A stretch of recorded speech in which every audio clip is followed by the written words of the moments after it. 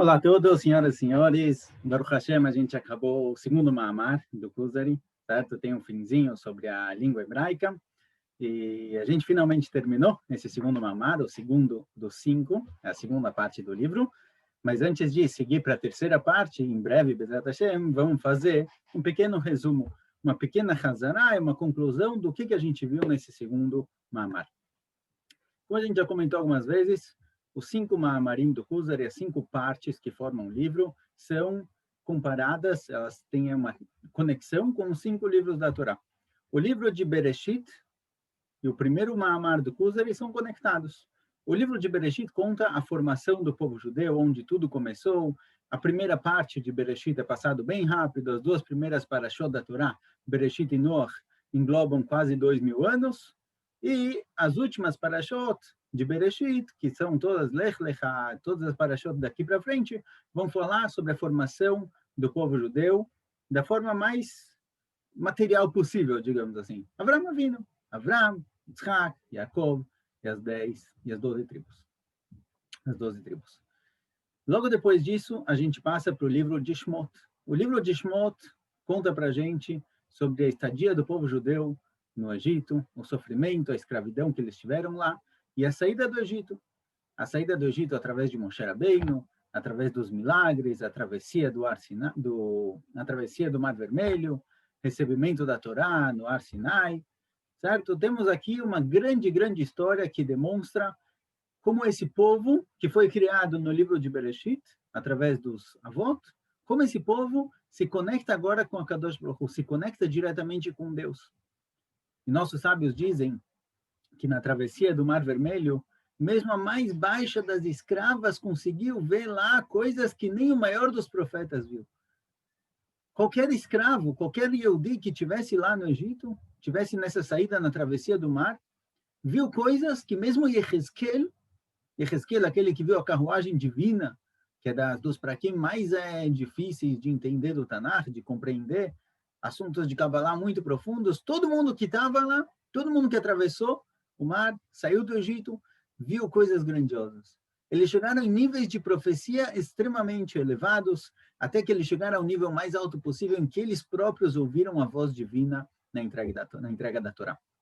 Então, se a gente fosse encontrar um assunto para o livro de Shmot, seria a nevoá, a profecia.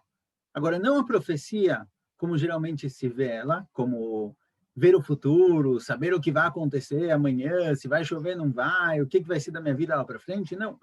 A profecia, no original dela, a nevoá, ela representa a conexão direta com o Kadosh Baruch Hu. O navio, o profeta, ele tem uma conexão direta. E a maioria das profecias não fala sobre o futuro, fala sobre o presente. O que tem que se fazer agora? Como se comportar nesse momento? Essa é a função do navio. O Gra traz, muito interessante, que na época que tinha um Neviim, em Bnei Israel, todo mundo que tinha uma dúvida, tinha qualquer coisa, ele ia para o navio e fazia uma pergunta. Ele queria saber a função dele no mundo, o que ele precisava fazer, ele ia para o navio, conversava com o profeta. A gente encontra histórias no Tanakh de Shaul.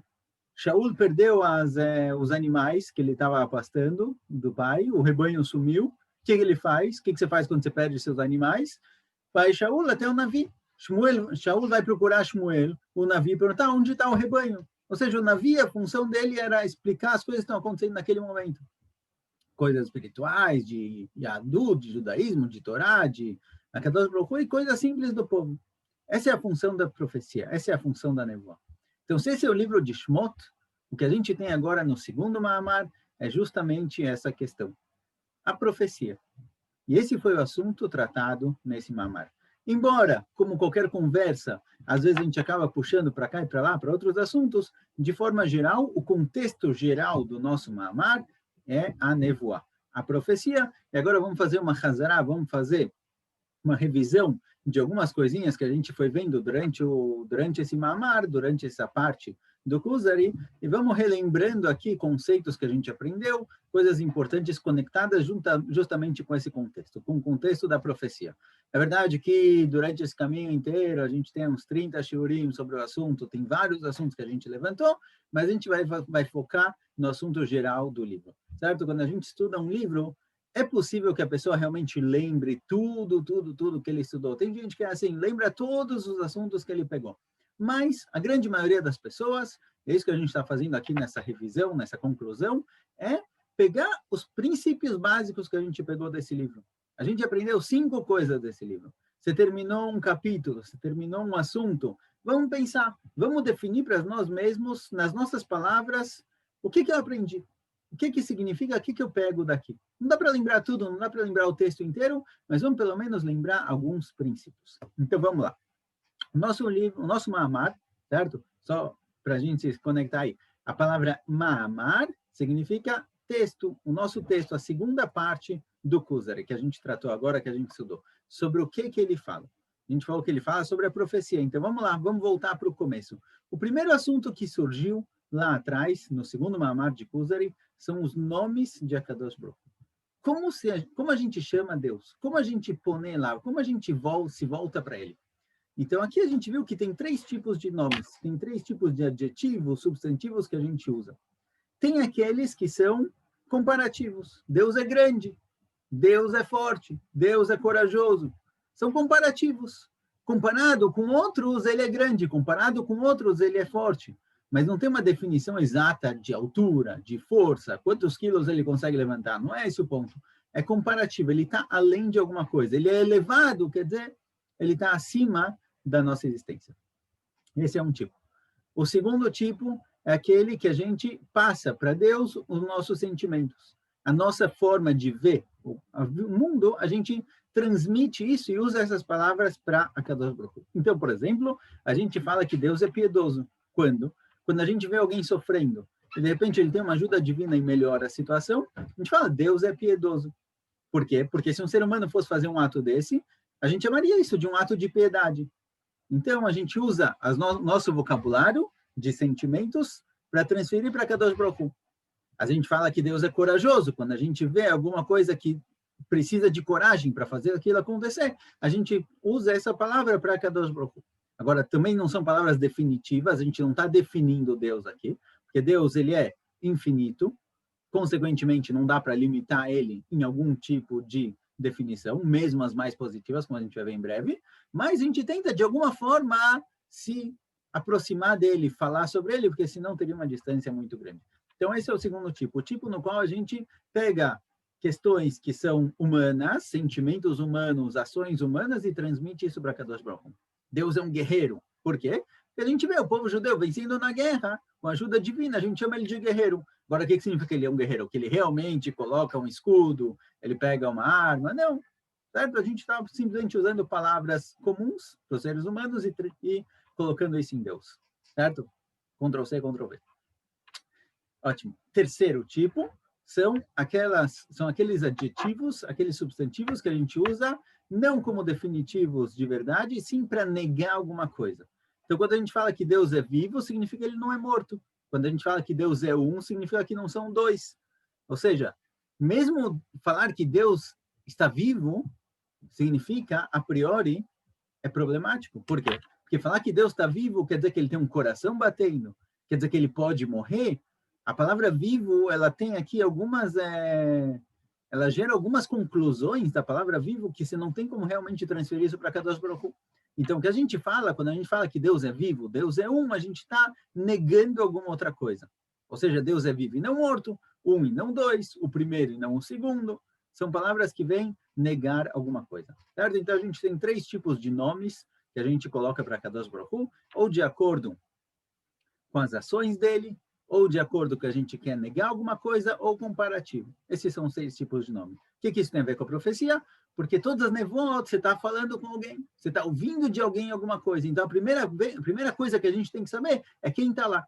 Quem é aquele que está falando comigo? Quem é aquele que está me trazendo a profecia? Então, de certa forma, a gente precisa buscar uma definição de Akadosh Baruch Hu, quem é ele, para poder falar com alguém.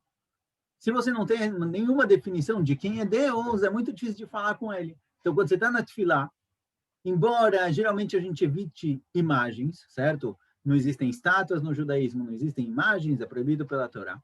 Quando a gente vai falar com Deus, a gente tem que imaginar alguma coisa. Eu estou falando com alguém. Então, o ideal é evitar o máximo possível qualquer tipo de imagem. Mas pelo menos qualquer definição que a pessoa tenha um pouco mais filosófica, está ótimo. Se a pessoa não consegue nem isso, se ele consegue só pensar em imagens, está ótimo, que use imagens. Saber que tem alguém lá em cima que você está falando com ele. Então, essa é a primeira coisa da nevoa. A primeira coisa da profecia é saber com quem você está falando. Continuando, continua o Kuzari e fala sobre Eretz Israel. Agora, por que de repente Eretz Israel entrou aqui na história? A gente contou a história de Rabizeira, que ele fez aliar para Eretz Israel, ele fez 100 aniot, 100 jejuns para esquecer tudo o que ele sabia, toda a Torá que ele sabia, porque ele queria uma Torá nova somente de Eretz Israel. E lá atrás, quem quiser pegar ver o Shurim lá atrás à vontade, a gente viu várias questões, vários assuntos que sobem no mundo da Halachá, no mundo da Emuná, ligados, conectados com a Eretz Israel, e a importância de Eretz Israel, o quanto ela volta no Tanakh, quantas vezes é falado sobre o assunto, por que isso aqui é tão importante. Então, o Kuzari explicou isso para a gente, certo? Quando eu falo Kuzari, eu quero dizer o livro. Obviamente, era Rabi Yehuda Levi, é o Haver, não é o rei de Kozar, mas a gente foi encontrando no livro, no Kuzari, que Eretz Israel é o local onde a profecia pode acontecer. E é o único local onde a profecia pode acontecer, salvo duas situações. Antes do povo judeu entrar em Eretz Israel, a profecia acontecia em qualquer lugar. Depois que o povo entrou, agora é só aqui. E um profeta que ele teve nevoá em Eretz Israel, ele pode ter uma nevoá fora, se a função dessa nevoá é falar sobre aqui. Então, Yehezkel, por exemplo, ele era um profeta em Eretz Israel, que ele foi para Galut, e na Galut ele tinha profecias, ele estava fora de Israel, ele tinha profecias conectadas com Eretz Israel. Então, tudo bem. Mas a profecia tem que ser conectada com esse local, com Eretz Israel. Porque esse é o lugar onde a Kadosh Baruch Hu escolheu para ele. Assim aparece no Midrash, que na criação do mundo, Deus dividiu o mundo inteiro em 70 partes, 70 povos, e para cada um desses povos ele deu uma terra específica, um lugar específico onde esse povo deve viver, deve morar, deve produzir, deve crescer, lá é o lugar ideal para ele, e a Kadosh Baruch Hu colocou para cada um desses povos um malach, um anjo responsável por ele. Um anjo responsável pelo povo e pela terra.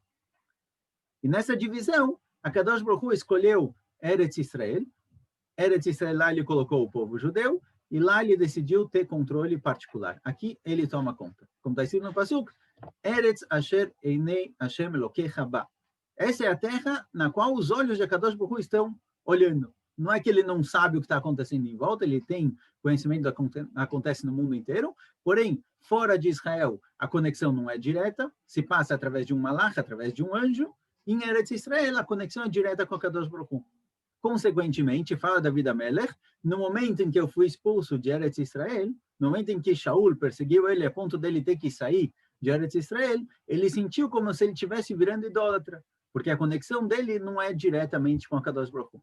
E também, consequentemente, o Gra, a gente falou, tem no livro Sifra de Tzniut, tem uma Akdamá dos filhos do Gra, em que eles contam que o Gra não queria receber um anjo para ensinar para ele Torá, porque a Torá que esse anjo passasse para ele não era uma Torá pura, 100% perfeita, porque ele estava fora de Eretz Israel. Ou seja, a gente vê um valor especial em Eretz Israel, tanto com relação à profecia, tanto com relação ao estudo de Torá, e também falou Kuzari com relação às mitzvot. O Kuzari explicou que as mitzvot, elas são mais fortes em Eretz Israel. Não quer dizer que não precisa cumprir em outros lugares, não quer dizer que não tem valor em outros lugares. Tudo tem valor, mas ele trouxe aqui uma Shala Kerem, um exemplo de um vinhedo. Se você tem uma uva, uma semente de uva, e você quer plantar ela, você quer que ela cresça bem e forte, você tem que plantar ela no lugar certo, na terra certa. Tem que cuidar dela da forma correta. Assim também com relação a Neshama do Yehudi. A Neshama do Yehudi, quando ela está em Eretz Israel, as mitzvot conseguem puxar muito mais força dela, conseguem elevar ela muito mais. Mas tem que ser trabalhado. Não adianta só morar em Israel, não adianta só colocar a semente na terra certa e deixar isso lá. Precisa ser trabalhado, obviamente, mas Eretz Israel também é conectada de forma mais forte com mitzvot. Assim o Ramban traz o Sifri, o Ramban fala, está escrito no Pasuk, Atzivilach Tziunim, quando Bnei Israel saíram de Eretz Israel, o Navi falou para eles, Atzivilach Tziunim, coloquem para vocês marcas, coloquem para vocês lembranças do que vocês viviam aqui. E explica o Sifri. Sifri é um dos livros de Hazal, um dos livros de Midrashim de Hazal da época da Gemara, que ele explica os psukim da Torá. E fala o Sifri o seguinte, olha, Bnei Israel, vocês estão saindo de Israel agora, continuem cumprindo as mitzvot, para quando vocês voltarem, vocês não terem esquecido elas. Daqui fala o Ramban, aparentemente a gente vê que as mitzvot feitas fora de Israel são simplesmente sinais, lembranças. Obviamente, fala o Ramban, a obrigação continua, a obrigação existe, só que comparado com as mitzvot em Eretz Israel, elas são simplesmente lembranças. Certo? Então, a gente falou de Eretz Israel, o Kuzari trouxe muito esse assunto, vários shvachim, várias questões ligadas a Eretz Israel, por essa questão, porque a profecia, ela ocorre somente em Eretz Israel. Ótimo.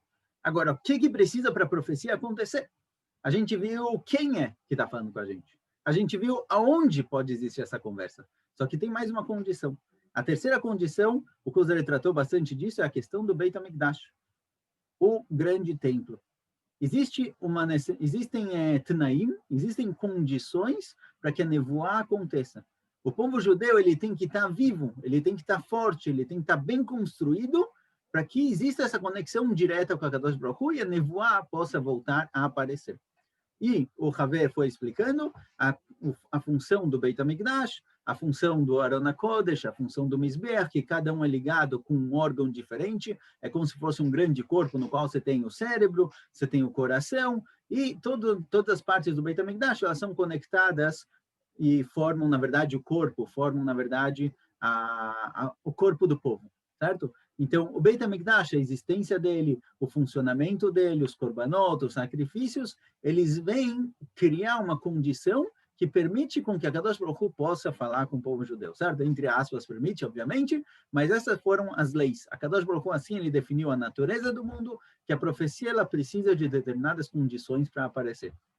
Uma dessas condições, que o Haver tratou dela bastante no nosso Maamar, na segunda parte do Kuzari, é justamente o Beit HaMikdash, certo? É uma das condições para existir.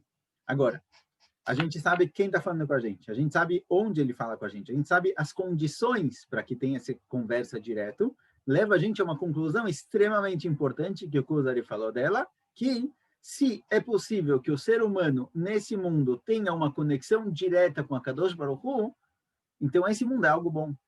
Esse mundo é algo produtivo, algo que pode sair daqui uma coisa boa. Sendo assim, explica o Kuzari, no começo do terceiro Mamar, a gente vai focar nisso de um ponto de vista mais específico para cada um e um, mas o Kuzari falou, por enquanto, de forma geral, o Olam Hazeh, esse mundo no qual a gente vive, é um mundo bom. É um mundo em que a gente quer viver nele, a gente quer aproveitar dele. As riquezas, o ouro, a beleza, a estética, tudo isso são coisas extremamente boas quando utilizadas da forma correta. Se é possível que exista profecia, se é possível que Deus se conecte diretamente com o ser humano nesse mundo, então quer dizer que tem uma coisa de bom aqui. E se a gente tiver as condições necessárias para que isso aconteça, a gente pode viver muito bem. Por isso, quando a gente volta para o Tanakh, a gente abre o Tanakh e vê exatamente como era na época de Shlomo Amelech, e tudo que a gente encontra no Tanakh, a gente não encontra lá mitzvot, a gente não encontra lá a Torá. Obviamente, tudo isso existia. Tinha um Batei Midrash, tinha estudo de Torá, tinha um mitzvot, estava tudo perfeito. Mas a explicação do Tanakh, e o Tanakh usa para demonstrar onde estava o povo judeu, era toda a riqueza que tinha aqui. Porque toda essa riqueza, ela fortificava o povo e aumentava ainda mais a conexão dele com a Kadosh Baruch Hu. Então, por exemplo, está escrito no Passuco, vamos trazer um exemplo mais prático disso, mais mundano. Está escrito no Passuco o seguinte: Sheker achen vehevel hayofi isha irat Hashem hititelal. Se canta isso na Shet Chayil, certo? É o fim de Sefer Mishlei. Shlomo Amelech fala para a gente o seguinte: Sheker achen vehevel hayofi isha irat Hashem hititelal. Sheker achen é mentira a graça que as pessoas têm. Alguém gracioso, isso daqui é uma mentira. Vehevel hayofi, e o yofi, a beleza, não vale nada. Isha irat Hashem, uma mulher que ela tem irat shamayim, que ela tem temor aos céus, e titalal, ela vai ser louvada. A priori, se a gente lê só o Passuco, sem entender, sem pensar, sem refletir demais, a gente chegaria na conclusão: olha, a graciosidade, a beleza não servem para nada, todo o importante é irat shamayim, todo o importante é temor aos céus, a vontade de cumprir as mitzvot e fazer a vontade divina. Ótimo, essa é a explicação mais clara do Passuco. Porém, o Gra fala para a gente o seguinte: o Passuco tem que ser lido dessa forma. A graciosidade é falsa, é mentira. A beleza não tem sentido nenhum. A mulher que ela tem irat shamayim, a mulher que ela tem temor aos céus, assim também qualquer pessoa que tem temor aos céus, ela vai ser louvada pela graça e pela beleza. Ou seja, quando existe a Irat Shamayim, quando existe o temor aos céus, essa conexão com a Kadosh Baruch Hu, a graça e a beleza, a estética, a riqueza, todas essas questões mundanas, elas ganham um valor especial. Elas agregam e não diminuem. Por isso, a beleza e a graça, por si só, não tem valor, mas quando existe Irat Shamayim, tudo isso daqui ganha um valor muito maior. Consequentemente, assim também, explica o Kuzari, olha, esse mundo, a priori, você não ganha nada com isso. Você come, você faz uma seudá, você senta e faz uma grande refeição e come um monte, 15 minutos depois você já nem lembra mais do gosto do que você comeu, 3 horas depois, 4 horas depois, você já está com fome de novo. Não tem valor. Mas, quando a gente agrega tudo isso a Irat Shamayim, ao temor ao céu e a conexão com a Kadosh Baruch Hu, tudo isso passa a ter um valor completamente diferente. Certo? Então, se existe a profecia, se a gente falou com Deus, a gente definiu um pouquinho quem é Ele, para tentar entender um pouquinho melhor, e a gente viu onde Ele se revela, e a gente viu as condições para que Ele se revele aqui, quando tudo isso acontece, quando tudo isso funciona, então todo lado mundano, todo lado material do mundo, ele é capaz de ser elevado. Certo? Então, isso daqui é mais um assunto que o Kuzari entrou. E, no fim, o Haver explica para o Kuzari várias questões ligadas à linguagem, ao hebraico. Por que o hebraico entrou aqui na história? O que a língua hebraica tem a ver com isso? Então, eu espero que quem está ouvindo esse shiur ouviu os de antes e ainda lembra um pouquinho qual é o assunto, mas, de qualquer jeito, vamos só comentar. A língua hebraica é a língua divina. É a língua com a qual a Kadosh Baruch Hu criou o mundo. Essa é a língua que ele falou com Adam Arishon. Essa é a língua que o mundo inteiro, na verdade, falava até a Torre de Babel. Lá as línguas se dividiram, mas essa é a língua com a qual Kadosh Baruch Hu conversa com os profetas. E um profeta, um navi, para ele poder ter a profecia, entender direito a profecia, o hebraico, a língua, o Lashon HaKodesh é necessário. Essa é a forma como ele se conecta. Obviamente tem lá imagens também que o navi vê, mas a mensagem divina é passada justamente nessa língua. Na língua hebraica, no Lashon HaKodesh, porque a gente viu aqui algumas questões, o que tem de especial no hebraico, mas de forma geral, vamos ficar com essa conclusão. De que a língua hebraica é a língua com a qual Kadosh Baruch Hu conversa com o profeta, então, de novo, é mais um assunto conectado com o nosso centro. Esse é o contexto do segundo Mahamar. Então, muito bem, concluindo. O segundo Mahamar falou sobre a profecia. A gente definiu quem é Deus, como definir Ele, como a gente conversa com Ele. Depois a gente definiu aonde Ele conversa com o ser humano, quais são as condições para que Ele fale. Quando tudo isso acontece, as condições estão formadas, então o Olam Hazé, esse mundo, o mundo material, ele tem valor, ele ganha realmente um valor muito importante, ele pode agregar muito mais a vida de um navi, a vida do povo judeu. E por último, a gente falou, a língua hebraica é a forma como essa conexão, como a Kadosh Baruch Hu fala com o ser humano, essa conexão acontece justamente através da língua hebraica. Aqui a gente acaba o segundo Mahamar, Zat Hashem, a gente começa na continuação o terceiro Mahamar, ligado com o livro de Vaikra. Vamos só ler aqui uma pequena introdução, rapidinho, só uma frase. O terceiro Mahamar, ligado com o livro de Bamidbar, a gente vai focar já no ser humano particular, cada um e um. Então, o nosso assunto vai ser um assunto mais particular de quem é você, como a gente deve ver a pessoa na prática. Até agora a gente falou de coisas muito grandes. No primeiro Mahamar a gente falou do povo judeu. No segundo Mahamar a gente falou que a Kadosh Baruch Hu, ele se conecta com o povo judeu. Ele dá para a gente a profecia quando o povo está em Eretz Israel. Agora a gente vai chegar para a terceira parte. A parte de e o que eu faço com isso? O que eu tenho que fazer para alcançar isso na minha Avodat Atzmit, no meu trabalho particular. Certo? Porque não adianta ser só os primeiros dois, é preciso também o trabalho. Recapitulando, o Kuzari trouxe uma Mashal Kerem, esse é um Mashal bem famoso, certo? É uma anedota bem famosa que é bom lembrar dela, que quando você quer plantar uma uva e você quer que ela saia boa, você quer que ela cresça da melhor forma possível, você tem que plantar ela no lugar certo e você tem que regar, tratar, cuidar dela da forma correta. Então, se a gente pegou o primeiro Mahamar, que é o povo judeu, a gente plantou ele na terra onde acontece a profecia, a gente plantou ele em Eretz Israel. Não é suficiente. Você pegou a melhor semente, você pegou a melhor terra, mas tem que trabalhar. Se você não regar direito, isso daqui não vai crescer. Então, agora a gente vai chegar no terceiro Mahamar. Um Mahamar no qual a gente vai aprender como regar essa planta. Como regar a nossa personalidade, a nossa nefesh, para que a gente possa realmente vir a crescer. Tá bom? Espero vocês na continuação. Sharkoach, Kol HaKavod pra gente. Baruch Hashem, terminamos o segundo Mahamar. Podemos continuar o terceiro. Tchau, tchau. Até mais.